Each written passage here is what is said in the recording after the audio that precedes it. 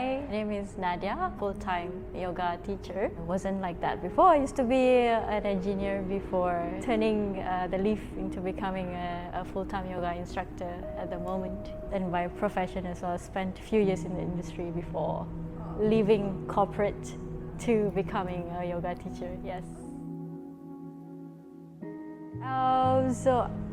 This takes me like way back, probably when I was at the age of 17. It was my mom. She asked me to follow her to go to a yoga class because she said that I should give it a try. And then because I'm always free after school, it's always a good pause from the schoolwork. So I followed her, went to my first yoga class. After coming out of the yoga class, I felt so good, and I thought like I want to do this again because of the feeling after class.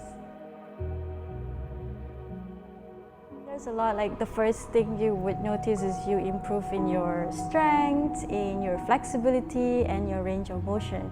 And that's just the physical aspect, but as you dive more and more into the practice, you start to notice that there's improved levels of your energy, and your breathing becomes better in the sense that your respiration system improves, and that the whole thing gives you a lot of vitality. And then from there on, you start to notice how it can also calm your nervous system, which is, it's always like we're always in a state of anxious. It's nothing, it's just we running about our lives, but that stress is always there. So yoga helps, it gives you, I think, these three benefits.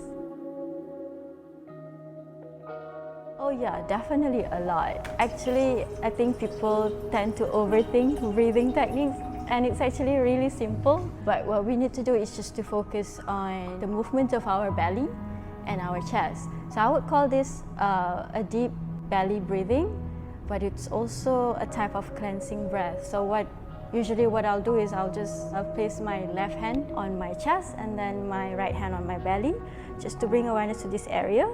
So what tends to happen with people is they do shallow breathing, in the sense that they breathe through the chest only, whereas we need to actually try to cultivate a belly breathing where we're using our diaphragm. So if you look at a newborn baby when they're asleep, what moves is their belly because they don't have stress, right? So they are in a state where they are in full breathing capacity using their diaphragm. So what I recommend, which everyone can do, even when you're driving, obviously you have to put your hands on the steering, but you can still cultivate that awareness. So when you breathe in through the nose, and you feel your belly expand, and as a result of that, your chest also expand. And then when you want to breathe out, you can breathe through the mouth, and then as a result, your belly goes in and your chest relaxes down.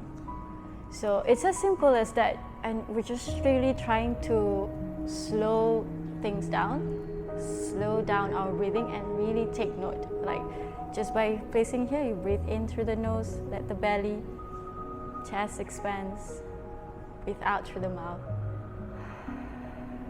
and then just let everything kind of softens.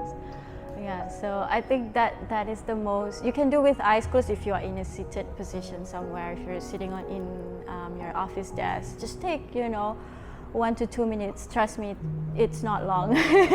You'll be surprised. 2 minutes, your breathing can take you. Yeah. So breathing through the belly. Yeah, breathing through the belly is very important.